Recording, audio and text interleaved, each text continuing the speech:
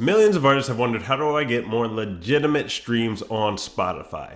Now, the operative word here is legitimate. Many artists have come across dozens of promotion companies, all claiming to provide real streams on Spotify, but sometimes it's hard to tell. This has led to a healthy skepticism from artists who realize the benefits of being on playlists and finding new listeners for their music and building their fan base, but don't want to end up on botted playlists getting fake streams. Here at Omari Music Promotion, we've reviewed more playlists than just about anybody you can think of because we've promoted music for over 10,000 artists, totaling nearly 20,000 campaigns. That's a lot of vetting and a lot of researching playlist curators. So here are the tips and strategies we've developed over the years to find out whether a playlist is real or not on Spotify. One is playlist title SEO. Now, SEO means search engine optimization. In simple terms, this means that a playlist is ranking highly for a relatively popular search term on sites like Spotify or Google or YouTube. Now, you can see examples of this when you search for terms like summer in the summer months on Spotify. You'll find that a lot of playlists have gained a lot of followers during the summer months if they've ranked for terms like summer music or summer songs, something like that. Now, that's because naturally people during the summer are searching for a summer playlist, so that makes sense that that search term would be higher. Search terms like country music or hip hop or just the general genre search terms are usually going to be a little bit higher for search volume during any given month. Now, the first couple rows you see when you search for terms on Spotify, and you do it on the Spotify desktop app and go to the playlist section, first couple rows you see are usually going to be Spotify owned playlists if you're searching for any sort of popular search term. Now, you can also get a feel for how many people are searching a specific term by going to sites like Ubersuggest. Ubersuggest only calculates the amount of searches from Google, but you can get a feel for how popular a search term is from there. But typically, you can see how well a search term is doing, gauging off of how popular the Spotify owned playlist is for that search term, given that Spotify has a playlist for that search term. Number 2 are the lists running ads to gain followers. So running ads via social media is another very legitimate way to grow a playlist. Playlist curators can either find an influencer to feature their playlist on their channel, or they can run ads directly via the social media ads platforms. Now, to check whether a list is currently running ads or not, you can always check the Facebook ads library.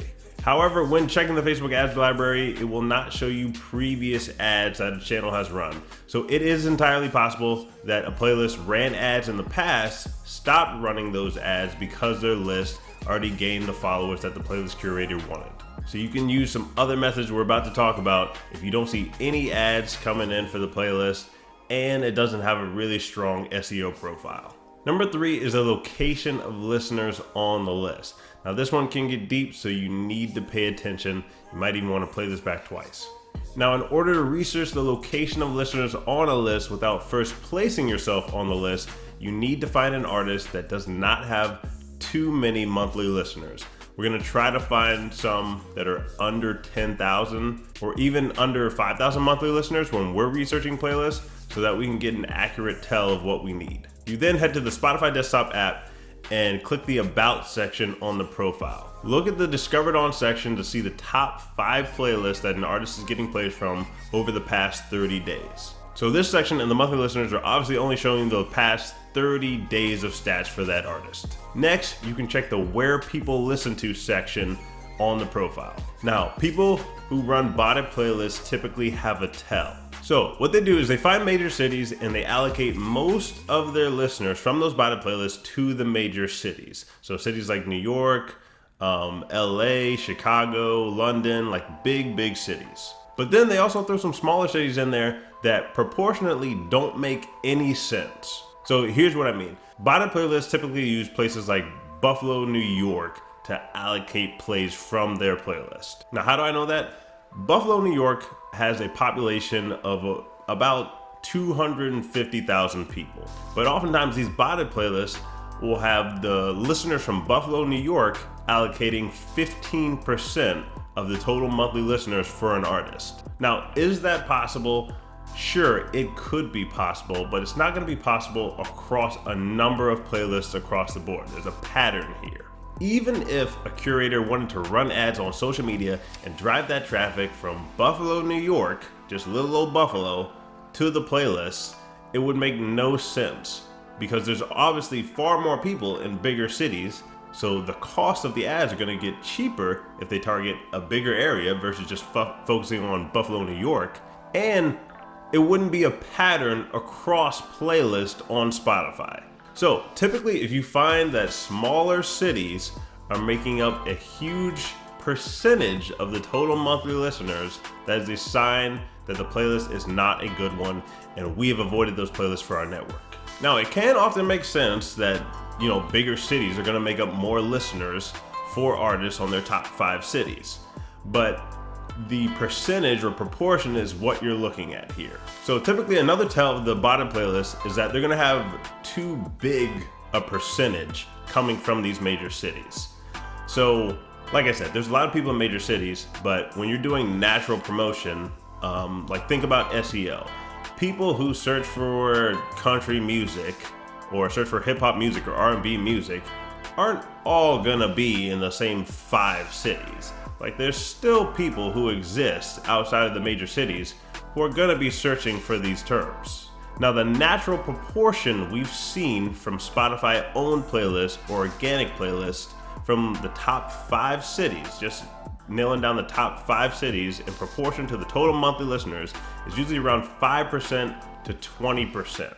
And so what the bottom playlists do is they have this proportion be maybe 40% or 50%, something really, really high, just coming from a select 5 to 10 locations and not having it be natural to where, people searching for a term are gonna come from all over, not just from the same 10 cities.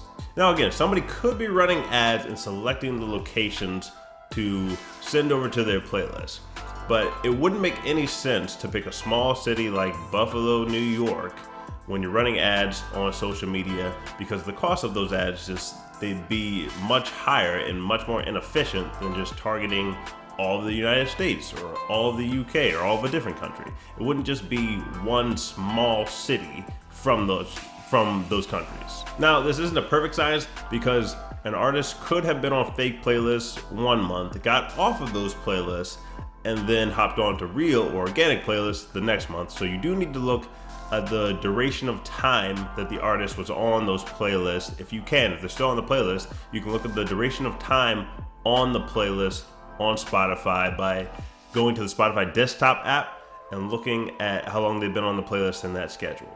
Number 4 is the amount of followers each list on the profile has. So if a profile has a number of lists and they're all suspiciously very similar in follower count, it's usually not a good sign.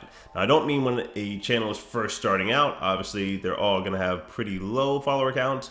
But if a channel has like all playlists, has 5 or 10 playlists, something like that, and they're all having 50,000 followers on every single playlist, regardless of the playlist title, regardless of the variation in SEO and the amount of searches that each list gets, they all have a similar playlist follower count and it's really, really suspiciously high, that's something to look out for. So as I said before, different people search for different terms. Hip hop music, for example, is not going to get the same exact amount of searches as R&B music. So if there's 2 playlists and they both just have like 50,000, almost exactly 50,000 followers, it's a sign to watch out for. Because even if you run ads to those lists, no 2 lists are going to perform exactly the same when you're running ads. That just doesn't happen. No 2 ads run exactly the same, especially if you have like 5 or 10 lists on the channel.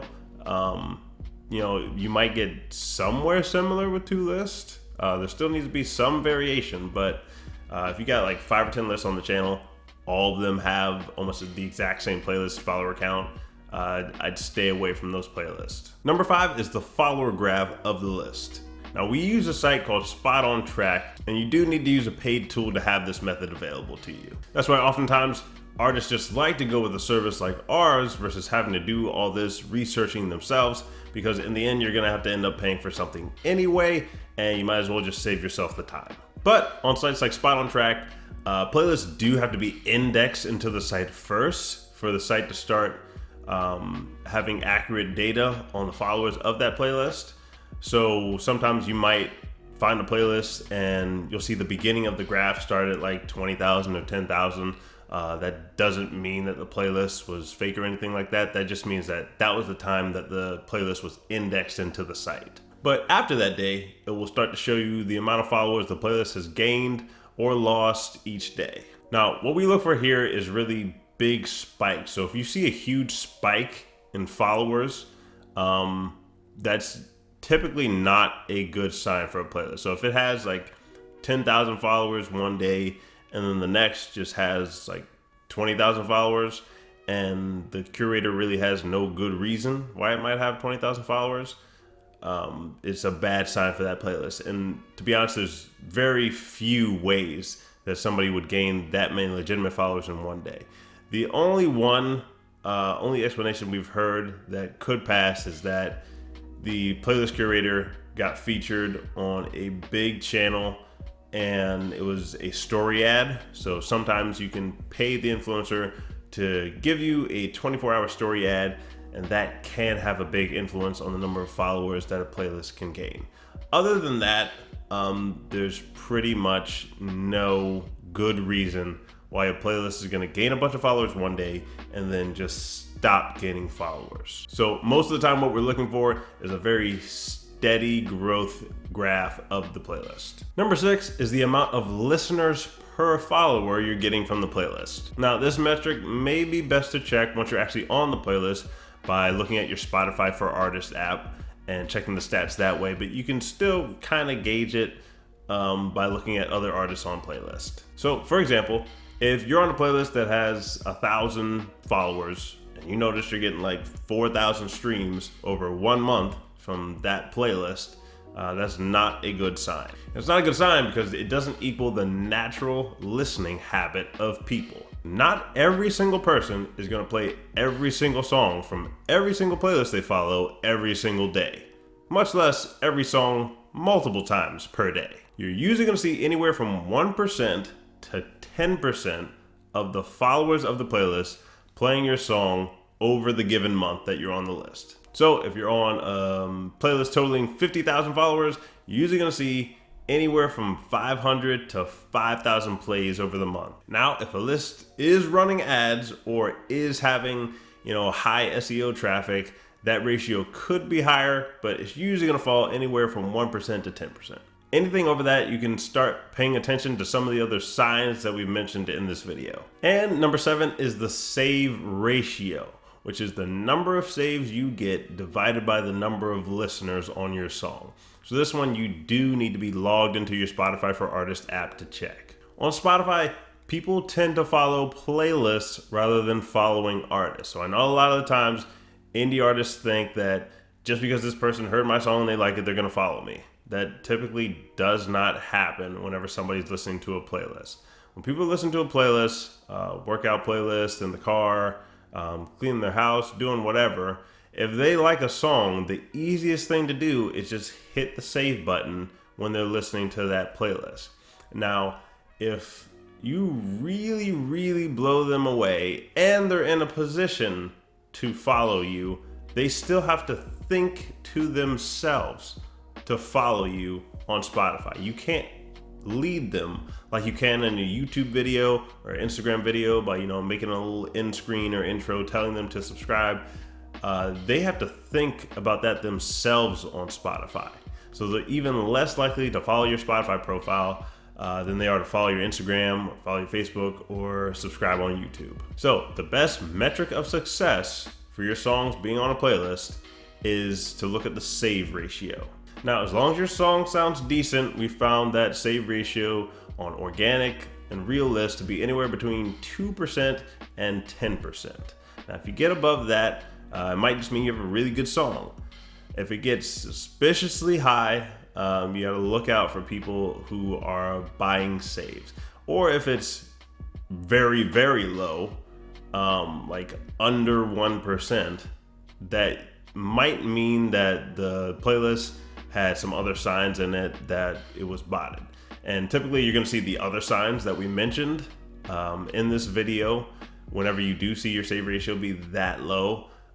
Or it just might mean that the song really wasn't that good. So you have to, be honest with yourself and take a look at your songs and say, all right, maybe these songs could use some improvement. But typically we're going to see anywhere from 2 to 10%. And if it's looking like you got 1,500 streams, like 2,000 streams, and you have like no saves at all, like 0.0 something percent, then look at the other signs we mentioned in this video to see if that playlist is real or not. So again, guys, we know all this because we've run campaigns for over 10,000 artists and nearly 20,000 campaigns. So if you want to skip all this process and headache, searching through thousands of playlists or hundreds of playlists and then trying to figure out if they're real or not, you can check out our service of vetted Spotify curator promotion. We also do YouTube, Apple Music, and social media promotion. So just click the button somewhere in or around this video and me and my team will get started on your order as soon as possible. We've done promotion for just about every genre you can think of, and again, done that for over 10,000 artists. So just click the button in this video to get started today.